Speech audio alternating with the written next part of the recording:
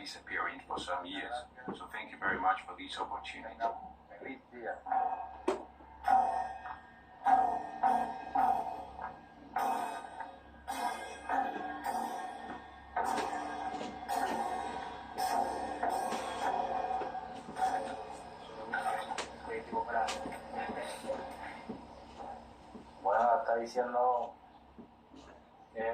This is a typical drink of the Tamil people of the Grand Savannah.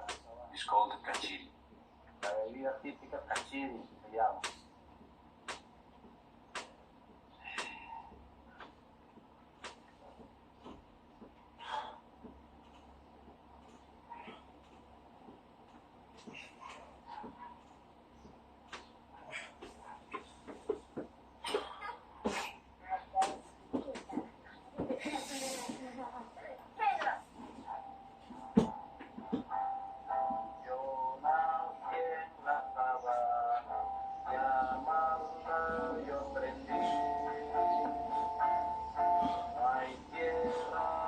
Throughout the village there were clear signs of how their bushcraft is being lost bit by bit.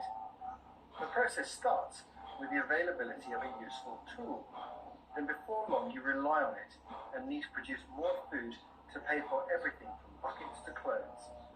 Along the way the traditional skills get left with the elders until one day they're left behind completely.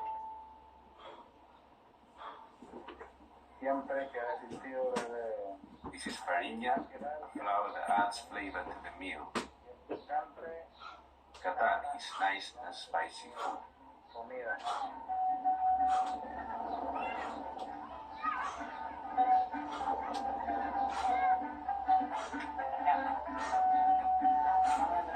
There are villages like this all over the world. So close to modern amenities, the traditions are being replaced one by one. Unek is a beautiful place, and the people who live here work so well together that maybe they can keep what is best from their own past and absorb only the good from the outside world. As we filmed with them, there was a great spirit in the village, and I really hope they manage to keep what's special about their way of life, because this is an incredible place, and for me it's the many and varied cultures and ways of life all over our world that make it such a fabulous world.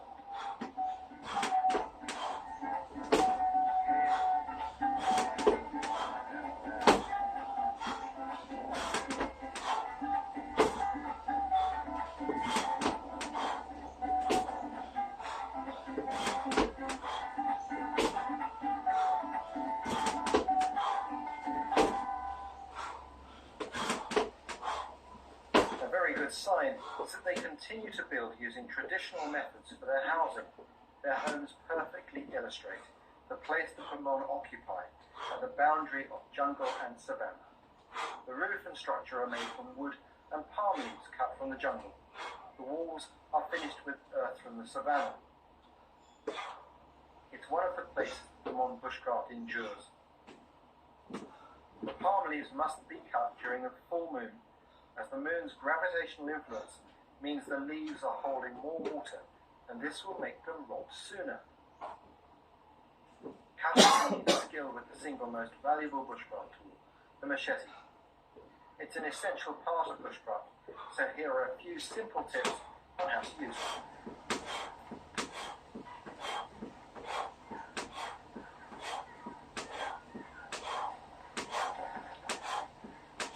With machete, you need it. After all, indiscriminate will bite you as much as it would. Before you use it, I want to take this tree down here. I've got a use for that. Before I do, I need to make sure I've got clear swipes with the machete. So any vegetation that's in the way, we just clear out of the way, like that. Making sure we stay well behind the knife.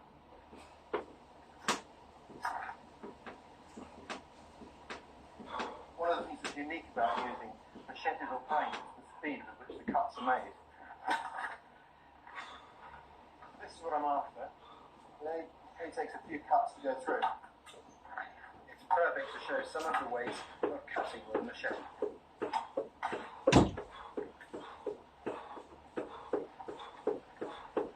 Now clean it up, put the vine around the tip as it comes down. Full arm's reach. Just trim everything off.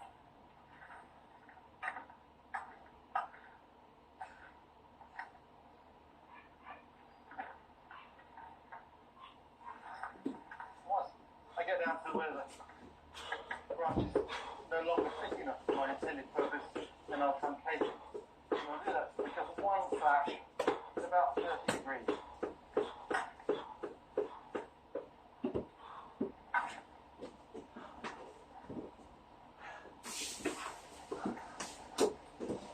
You can see that in this environment, a sharp harangue and the right technique means you can collect whatever you need very quickly. It's also worth bearing in mind that it's very hard to work in this environment. Very humid, sweat profusely, very tiring.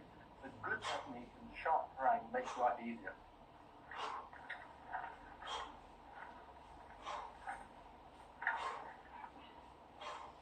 Every cut we make with this tool has to be planned.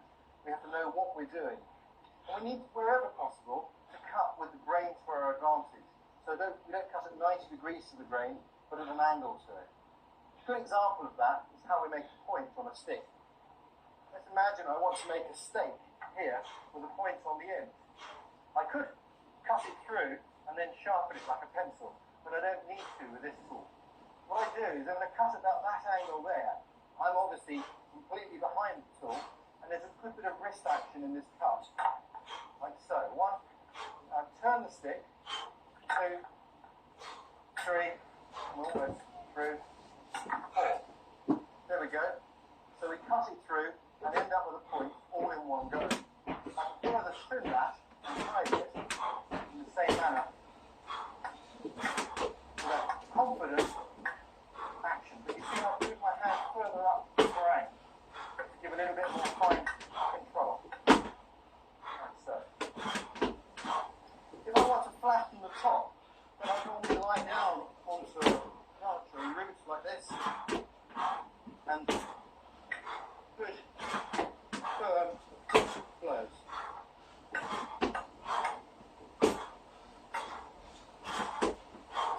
It's a very sharp tool. Has to be used with great accuracy. A machete is as versatile as the person using it. With practice, no job is too strenuous.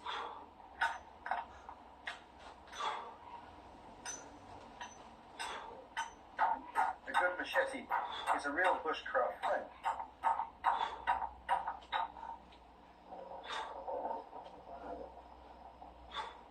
The villagers of Unique work as a unit.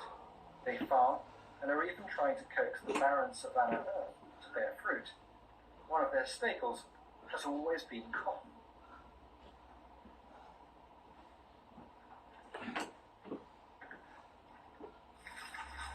So it was great to meet one of the village elders who told us how she learned the traditional way to spin it.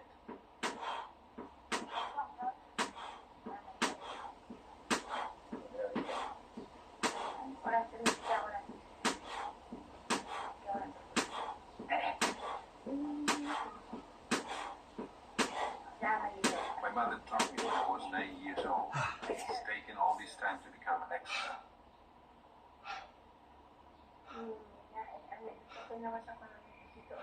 There aren't that many girls now that know how to spin because times have changed.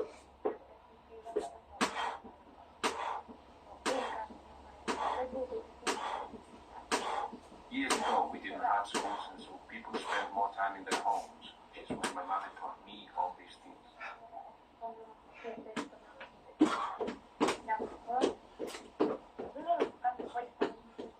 It was also useful for us to know how to make our own house.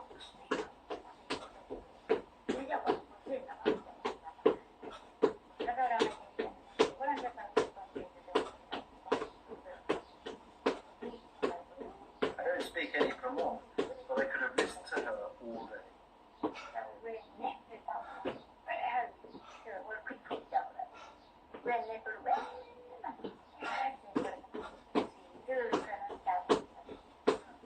What a fantastic lady. We may not speak Vermont, but there's one universal language that's understood everywhere. Football is not my thing, but for the crew it was an opportunity.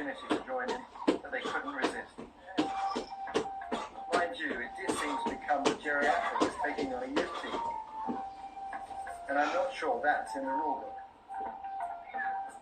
The children of the village spend every spare minute on this pitch, and who can blame them? It's a perfect setting.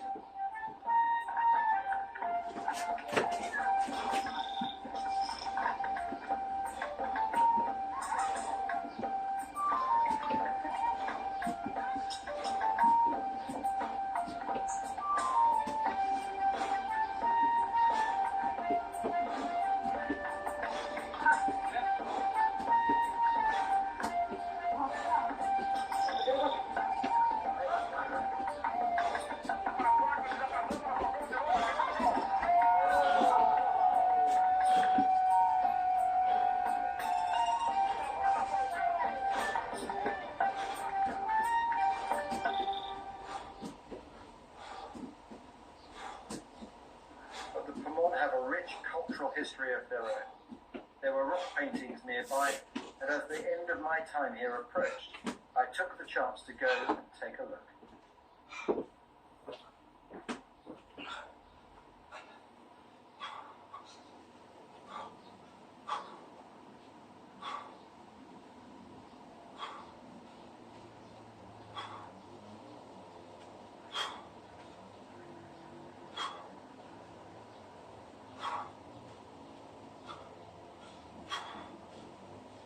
Fascinated by rock art and ancient symbols. These haven't been studied yet in any great detail, but they remind me of similar paintings made in red ochre in Australia on the other side of the world. The Pomon have only been here a few centuries, so these paintings may not be the most ancient I've ever seen. They would still have been done before the Pomon had any contact with the outside world, and the ancient superstitions still surround them. What stories do you remember associated with them? Ah, sí. Bueno, el profesor era, bueno, Years ago, there was a scientist who had heard about the pictograms and didn't believe what he'd heard. So one day he decided to come over and check if they were really here. And he saw it was true, and there were some pictures.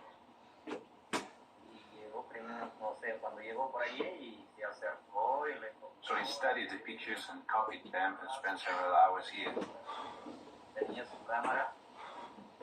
Then he returned to his village. But when he tried to go to bed, he couldn't sleep.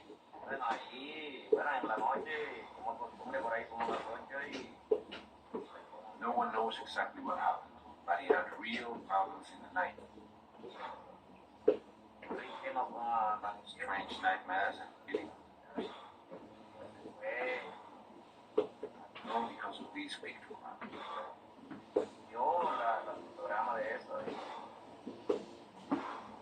It may sound far-fetched to our modern world, but I could understand what he meant. It's difficult to describe what it feels like to be here. I think the nearest thing I could say is rather like walking into a public library when there's nobody else there. There's an energy left by the people. The signs, when you learn to recognise them, like the ground that's been supported by fire, it says many people have sat here, trod here, been here. You could almost hear echoes of the conversations coming from the walls themselves.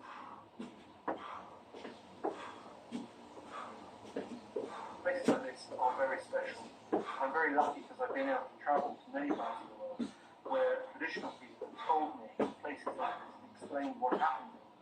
One thing you can say for certain is when you go rock art, you come to a place where people spend a lot of time. And just having a look around here, I found this area here where the sand is very grey. Sand changes to this grey colour like that, and you have a lot of fires here. In fact, there's still signs of the occasional fires, some charcoal here. And poking around in it, I've already found interesting things. Got some stone here that shows evidence of being worked by people. There's a little blade there that's been struck off or caught by somebody. Probably very old, the edges are quite round. There are bits of quartz also showing signs of being worked by people. There isn't any quartz to be found near here. So this has been brought here specifically, probably because the quartz here has a very sharp cutting edge. tiny blade made of jasper. This jasper is not from near here. Again, it's been brought in and worked. See their distinctive ridges and coidal fracture marks show that this has been made by a person struck from the core in this way, back, nothing else. Giving its tiny little razor blade. And there's ochre, there's yellow, and there's red ochre. These may be rocks, but some of the pigments made these very paintings. The power of the paintings reminded me how bushcraft often reinforces the power of places to inspire us, and I had an irresistible urge for one last bit of exploration. It's been a fantastic visit, but there's one place to take a last look at this stunning landscape. It's got to be up there, top of that pinnacle.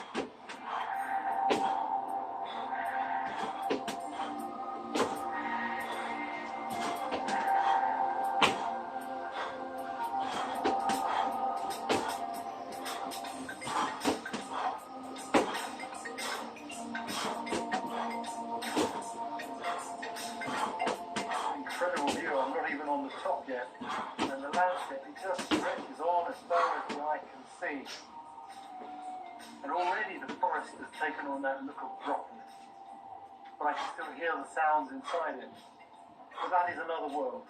This is a separate place. And I really think that Conan Doyle was close to the mark when he said this was a lost world. Maybe not lost, just not yet discovered.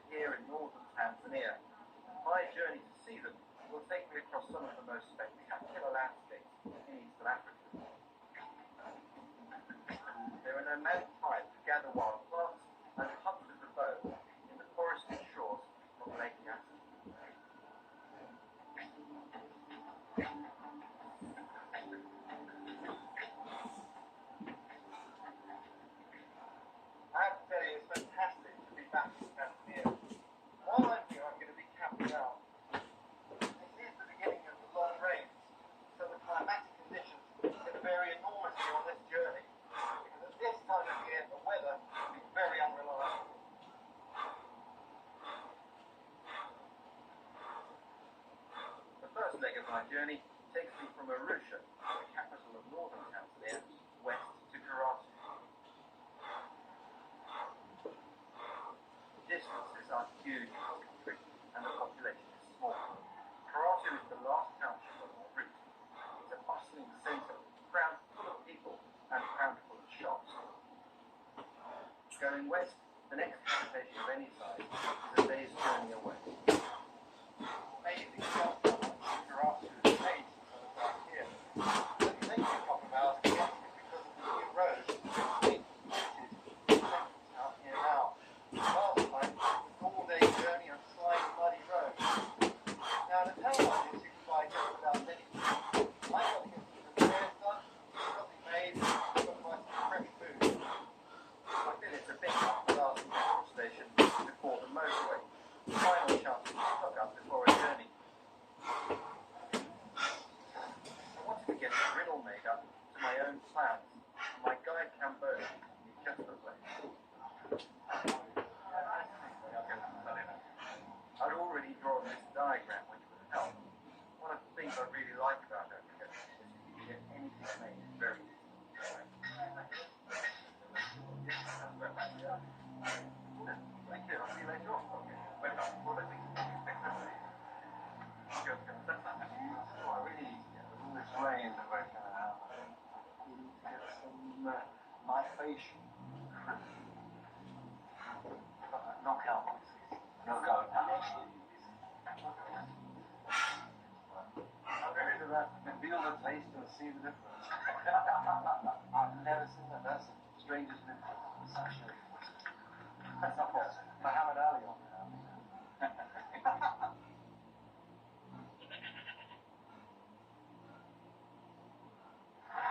The African market is fantastic. I really like them. Many years ago, I learned from people in Zaire, as it was then, that they said it's often a place to come into an African market. So they stay around the outside, but when you actually go into the market, you're absolutely safe because the shopkeepers value your business. Amazing what you find. Even charcoal races. Not together from all the world. Everything here gets recycled. You can really learn a few lessons.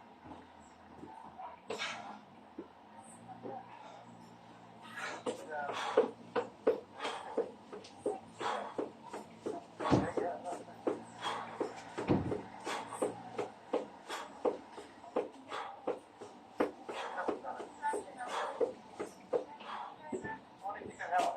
Soul is coming out of blue. That's brilliant. Thank you. Yeah, no worries. Yeah, oh. Well, that's a fine looking riddle.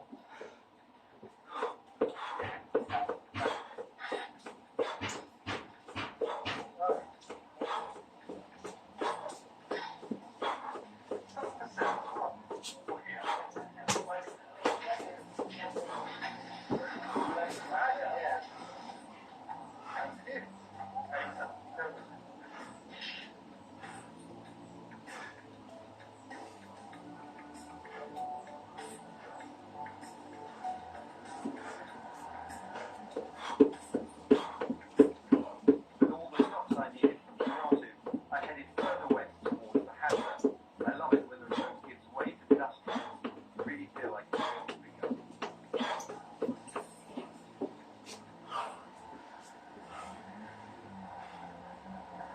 This hardback is a bit of a backward from the tourist routes. I'm really excited because I'm hoping to catch up with some people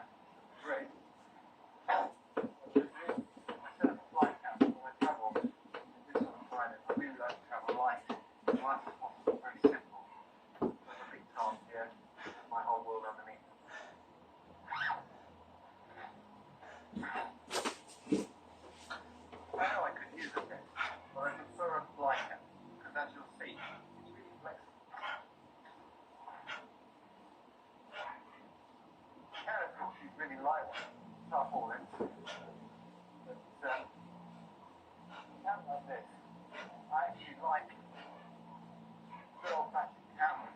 It has a certain degree of solidity. Lightweight nylon, like right. It's a much better sense of home.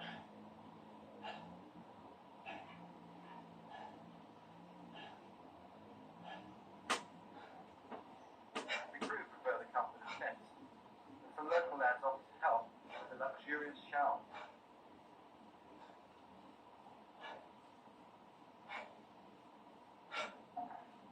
Water, I'll put this in the shade here, but there's a stream just here, and I also collect water from that, also bought it. A couple of other essential items for this sort of camping. One is a shovel, really good.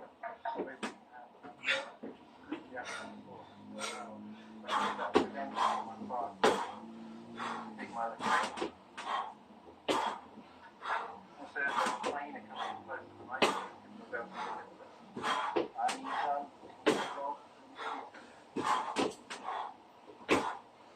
Next to fire. I never feel at home until we get fire first. There is a ring. All down. And very good. Good. Soften it up. Always the thing is around like this. Manipulate it like that.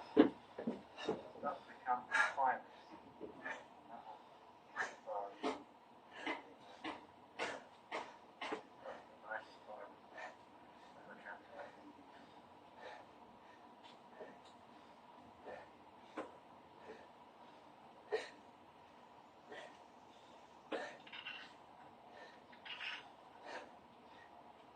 The spark stick is a very reliable way of making fire, especially in damp weather.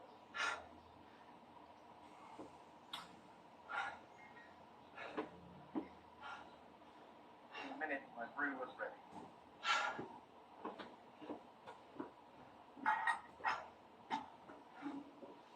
Well, that's it. Fly camp established. Very easy, very simple, and there's a really nice atmosphere. In the shade, in the sun, it's nice, but you also get this cooling breeze running through the side of the sun. And wherever you look, you can see out. This, of course, is the way the old pioneers interacted with this world. That's how they go.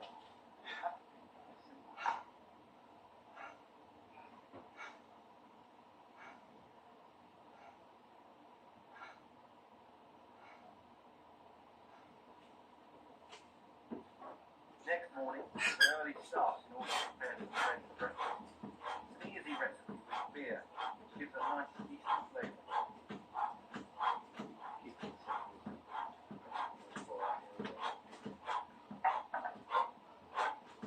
A heavy cast iron pot like this holds the heat so you can roast or bake. It's brilliant cooking.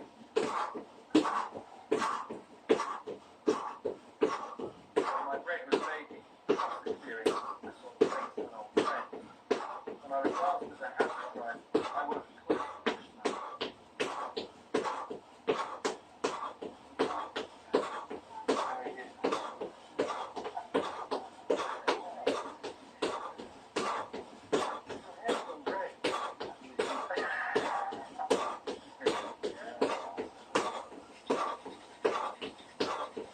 like yesterday when I was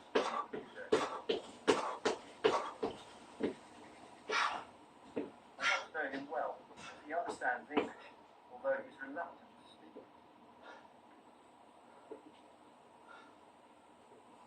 Been a long run. Come and have a seat. I haven't seen Guido since 1997, and it's fantastic to see him. We spent a lot of time in the film. Wonderful. But, his head's going great, and I've shaved my beard off. Really nice.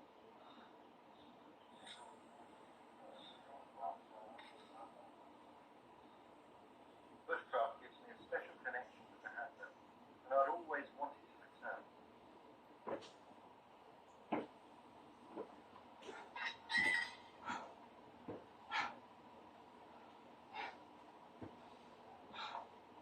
excitement of meeting Guido, I left the bread in a bit too long, but Guido was too polite to refuse. Now he's a sound man, didn't seem to notice. I had this bow made up especially by a top cup. When I was last here, I had to want to know more about the Cornish bows. I thought the best way to show them was to take them.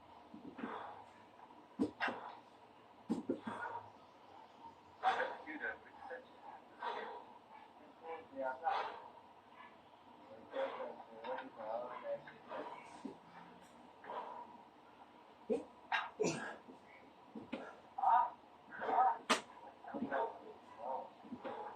What did he say, Kimbo? Oh, the old was animal.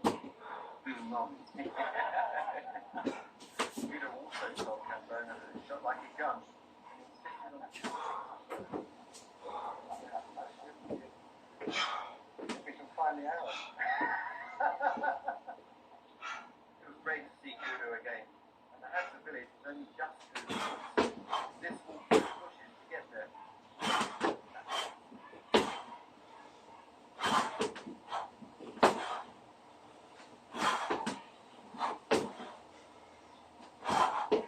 The Hansa live a very traditional lifestyle. They're selling around, moving when they feel they must. It's very interesting.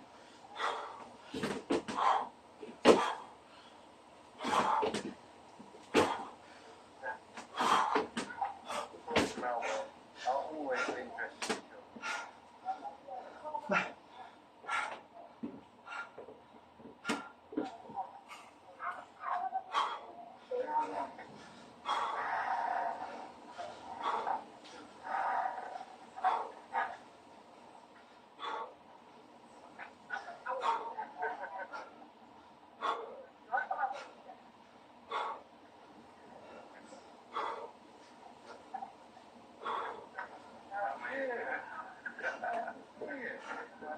Another person I met from last time was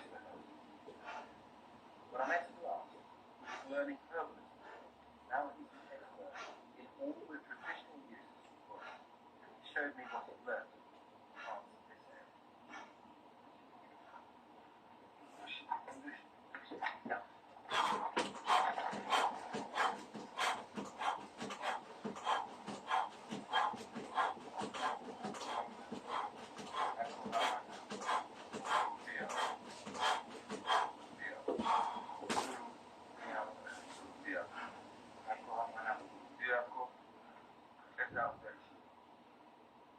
It's the medicine we use.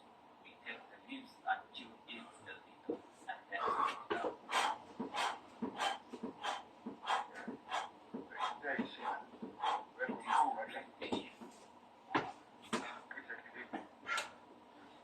Moisture creates infection in the ears.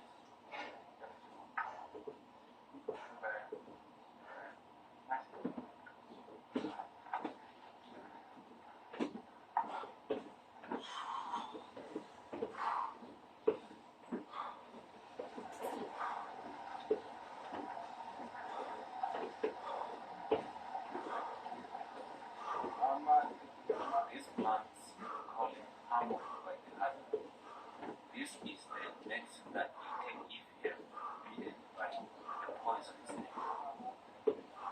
It smells you vomit and diarrhea. This makes you get rid of the poison from the system. Then you can boil the leaves as moving drink.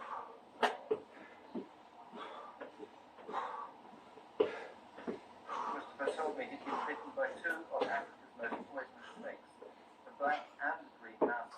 Incredible.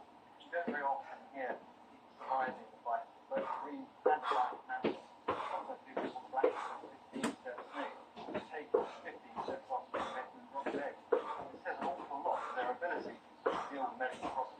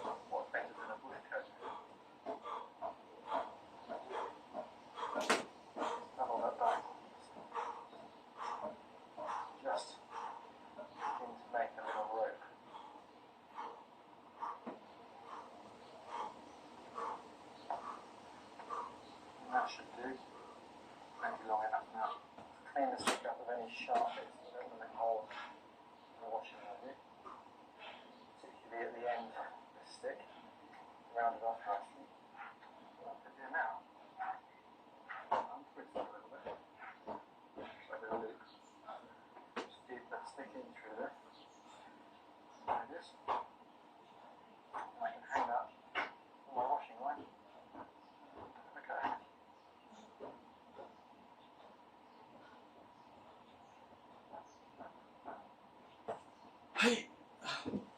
What hardly anybody knows about this country is that it was the scene of a forgotten and powerful guerrilla campaign during the First World War. I find it impossible to imagine that nearly 50,000 Europeans camped out there during that conflict. It's a forgotten campaign in which the Allies sustained heavy losses.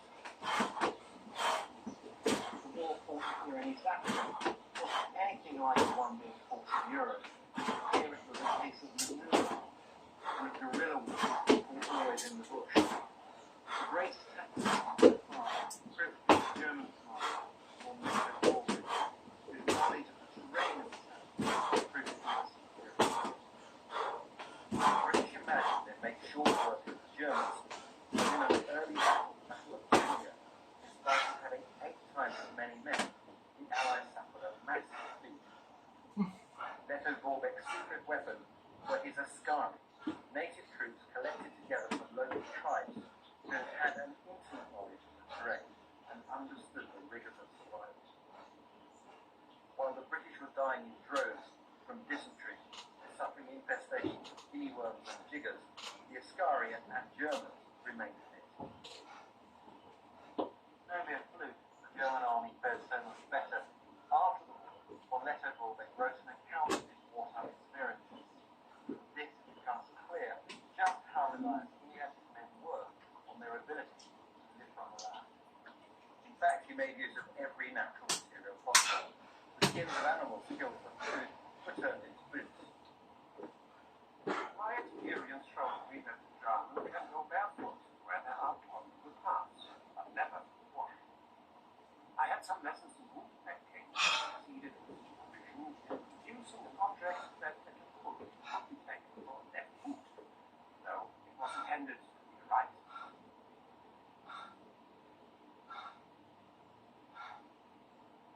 The Allies simply weren't used to living out in the woods and found it difficult enough to survive, let alone provide an effective fighting force. The Germans, taking their cue from the askari, quickly learned that the bush was a rich food source. They used a food yogurt, which tasted like sweet potato, the quarry nut with its rich and creamy flavour, and the umlenda leaf, which doubled as spinach. They also learned that these woods could double as a survival kit, if only you knew how. Understanding the potential of trees and plants is something that Leto Vorbeck found particularly fascinating.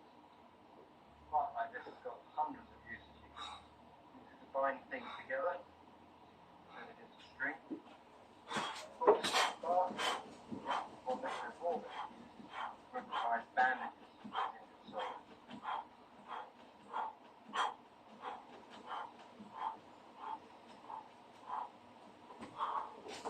Stringy bark became an essential part of Leto Vorbeck's first aid kit.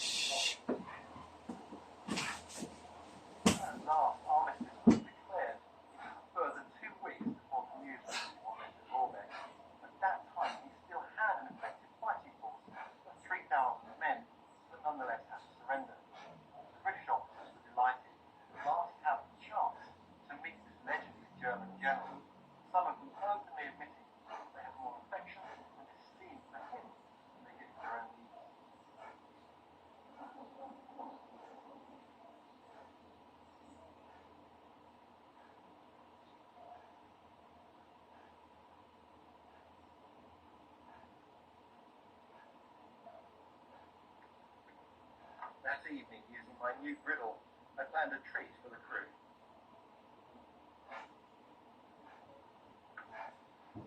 Well, I was hoping to cook some bananas with chocolate, but it's got the production crew that managed all the chocolate. So I'm resorting to improvisation. However, knock out whiskey.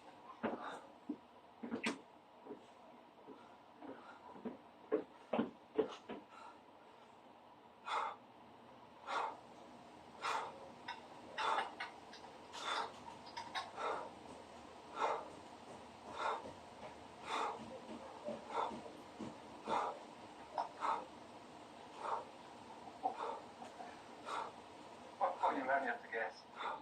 You can only guess what these taste like. The secret ingredient. Tanzanian knockout whiskey.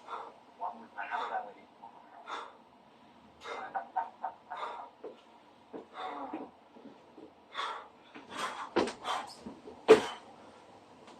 Cats that live and breathe bushcraft. Of course, they don't realise it. It's just the way they are. Understandably, for hunters, bows and arrows are central to their existence. Making them is an important task. All the ingredients come from the bush. Including things like chewing a variety.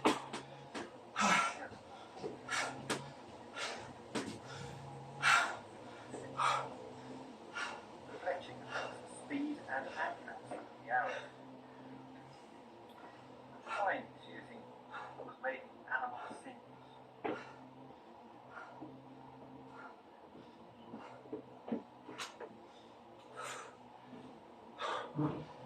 The hatter are real people of the bow.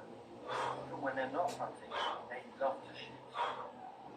This scene reminded me of paintings from medieval England. It resonates with our own bushcraft code.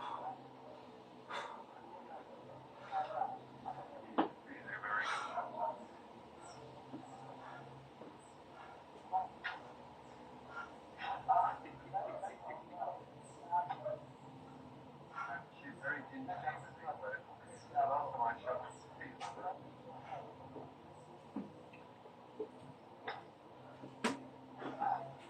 I mean, these are strong bows. They're not light bows. They're very stiff. The wood is very stiff. It isn't quite the same. But you can hit them. Strings are quite light. So they do the job quite clearly.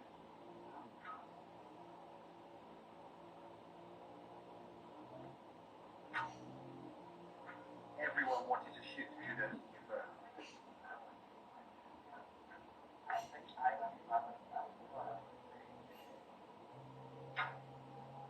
One of the things that's really special about bushcraft is it is its own language. Come here with a bow from my country and put it in the hands of have them, which gives them the same joy that I've had shooting their bows, their arrows. Some addicts just have their language, just natural power. And I really think that these sorts of experiences bring us closer to human beings, bring us closer to understanding.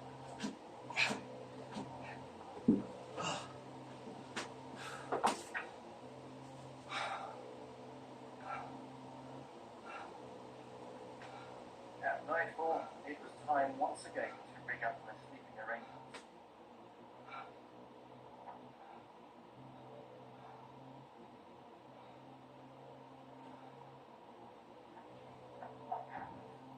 This is where the fly camp comes into its own. A couple of changes. My living room is instantly transformed into my bedroom.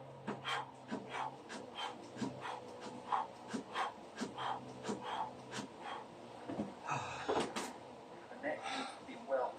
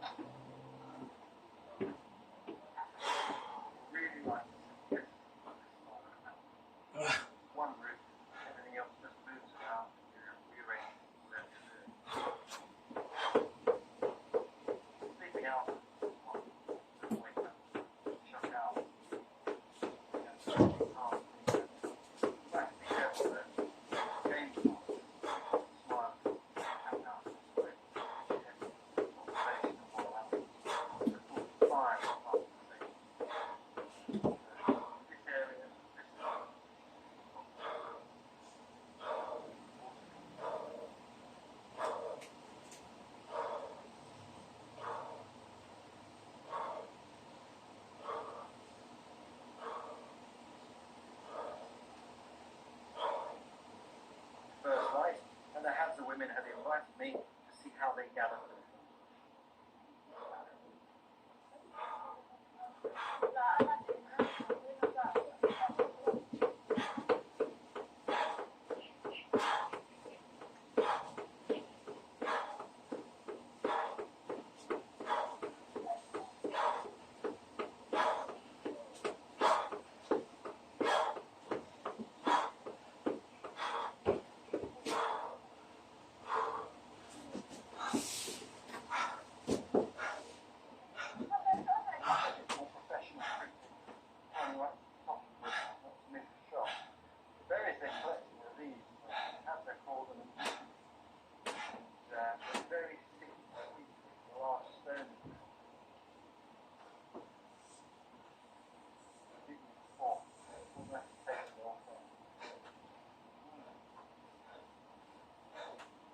These berries play an important part in the healthy diet, but carbohydrates from roots are also essential.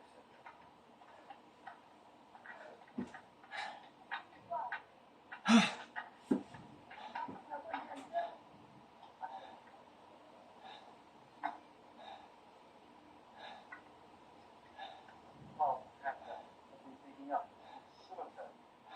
See it there at the end of this narrow vine. Treasure. Carbohydrate. These energy. That's long.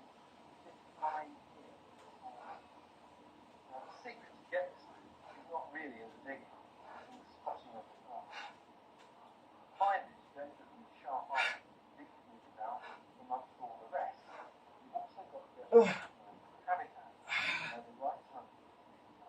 That's something you have to understand probably better than anyone. Casual observers are really difficult to spot different habitats. The habitat have uses for many plants. They have one tree which is very special. Look at that. What a fantastic find. And this is a really important tree for survival in the African bush. Provides personal difficulties. This time of year when the leaves are on the tree, the green leaves will be collected and cooked as a spinach. The fruit formed will be broken open and the pulp used to make cream tartar. Then coffee, or either of them could be used for porridge.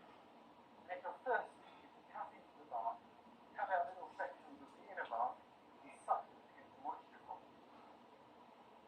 You often find eggs going outside, usually raised, but in this case, follow them, and that will have to hassle back.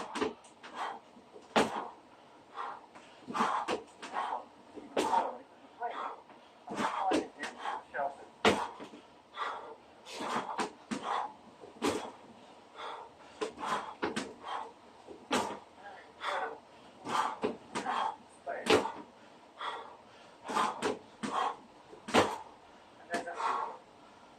Most of the local hassle many of the hassle in this area fall inside literally children.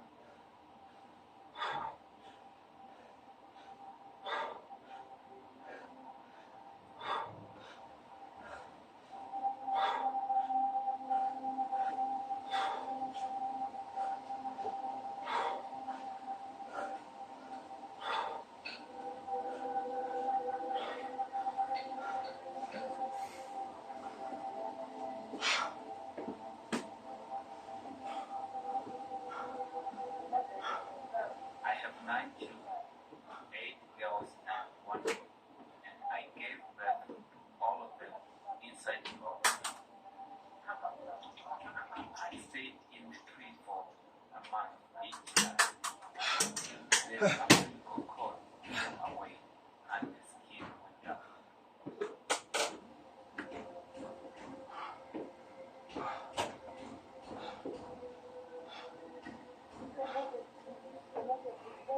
It is part of our culture.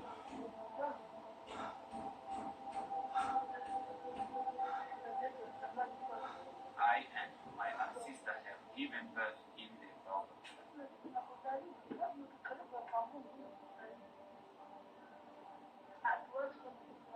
I think if the custom dies, you will see the the people dying away as well.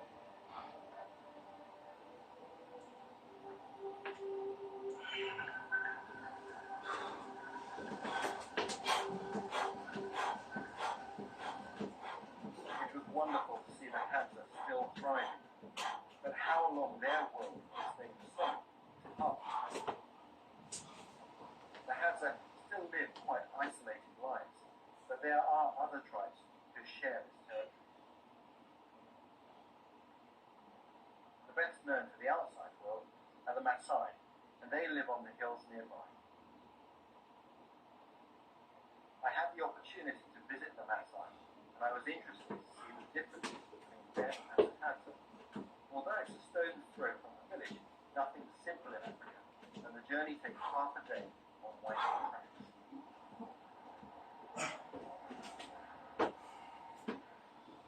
Unlike the Hadza, the Maasai live in a fixed village surrounded by rich pasture and cows. Cows are central to their way of life, as Olidoro, a village elder, told me. I was sorry to see that the high.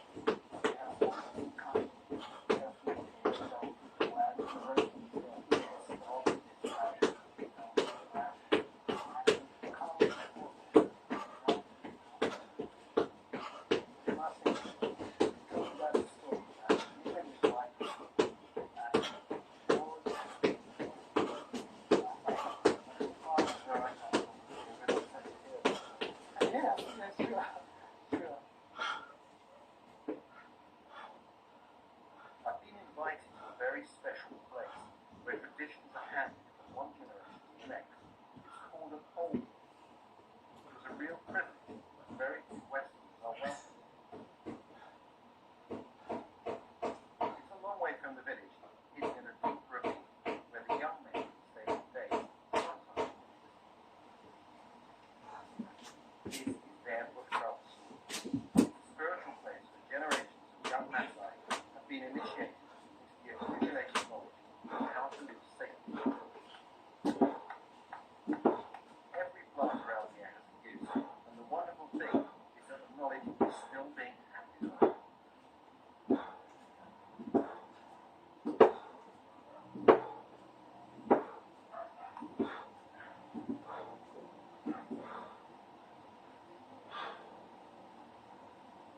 The go-to place for this central part is providing the meal that will sustain them during their stay.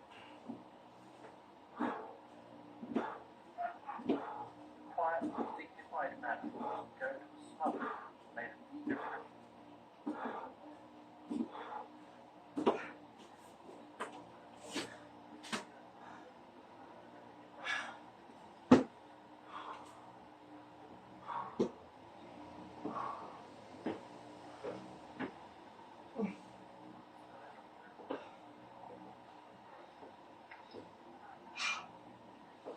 This may look gory, but fresh blood and meat is part of their tradition. It forms a key element of the initiation and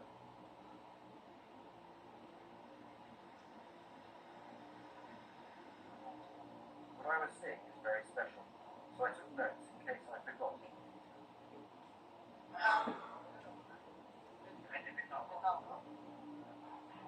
The most important part of the meal is a soup made simply from boiling goat flesh, but a key addition is the bark of the toga tree, which is found just near the old. They believe adding this will reduce the risk of infection. I find it fascinating the different uses that tribal people have for plants around them. The Maasai South Africa, same tree, found in hand, and actually because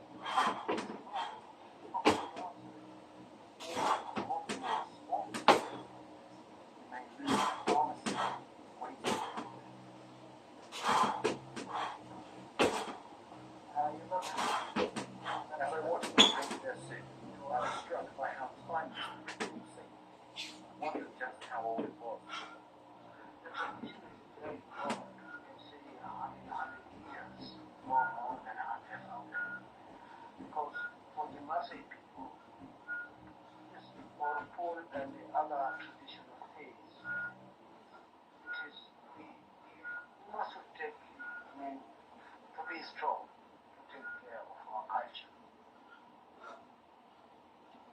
of the other lessons is in the use of the spear for self-defense. Where the Habs use the bow and arrow, for the Maasai it's the spear.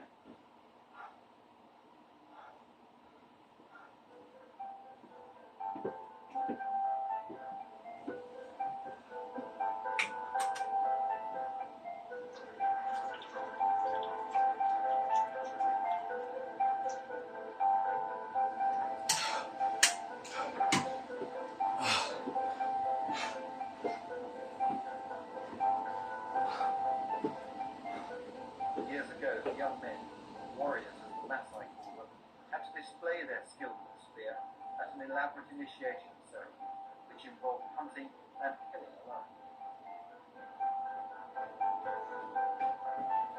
Today, they'd only kill alone if they were in danger.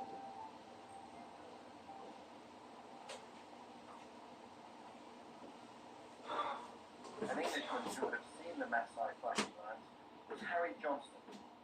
A pioneer, Johnston fell in love with and wrote about what he then called British Central Africa.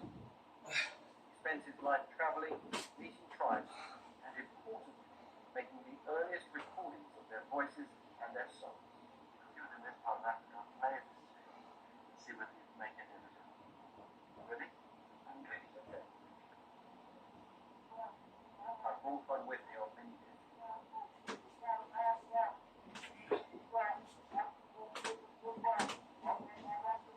is a real long shot. After all, I want to be concerned with these voices from that side.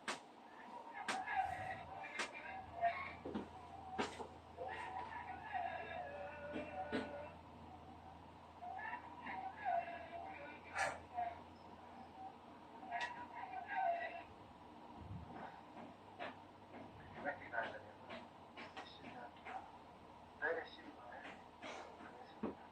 That means that the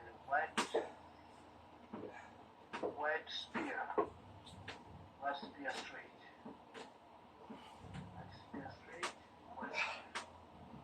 One they do that, the muscle shape.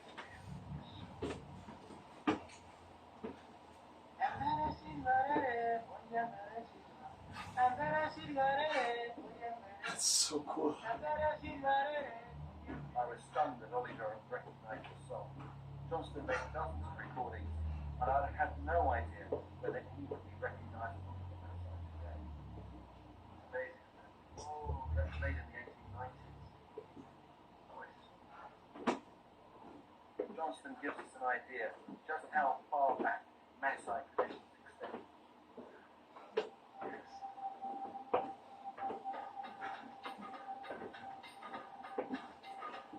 I'm then pleased to see just how important bushcraft still is in their lives. But I was looking forward to getting back to that.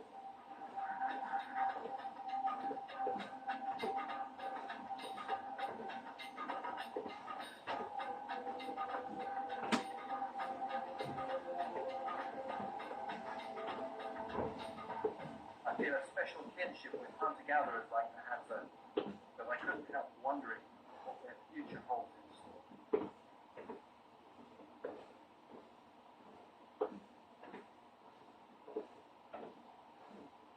I was really looking forward to this day. I was going tracking, which is one of my favourite bushcraft skills.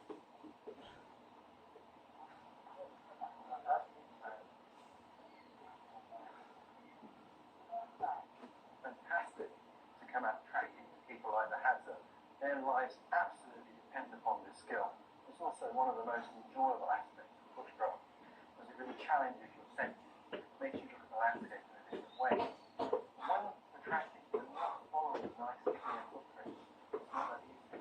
You're actually following tiny little hints and traces. What you do is you pick up the trail, you find some sign you can identify, and you gain a sense of the direction of the trail. At that point, stand back and look at the landscape as a whole. Try to figure out where the animals most likely to come. Then you go over to those openings and search again. In that way,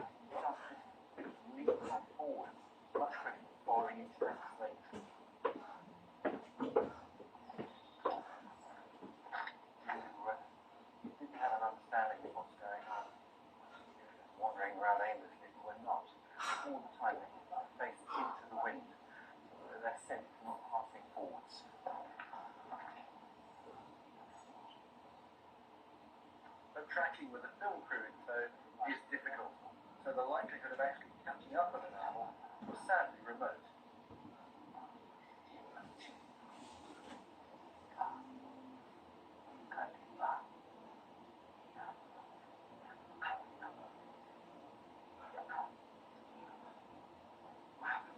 Spotted some movement way down the bottom, and then as it went down, an alarm call come up from the birds in the forest there, so the car went on really short.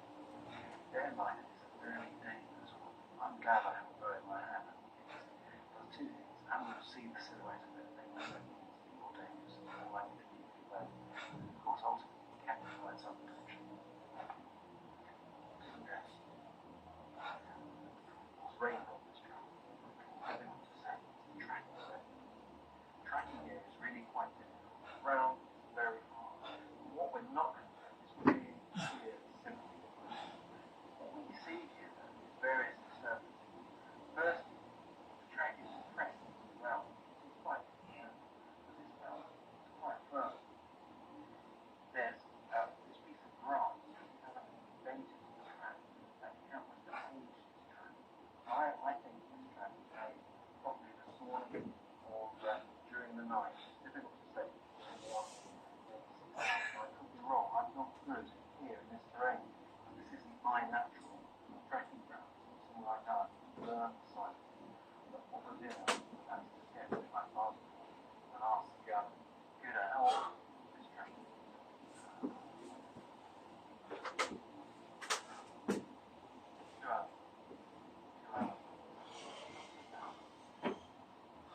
But that's a hunter. Great traits. Many of them carry scars from members. They had to work with that. We haven't seen a leopard, but Gudo has had plenty of encounters in his life before. The hunting will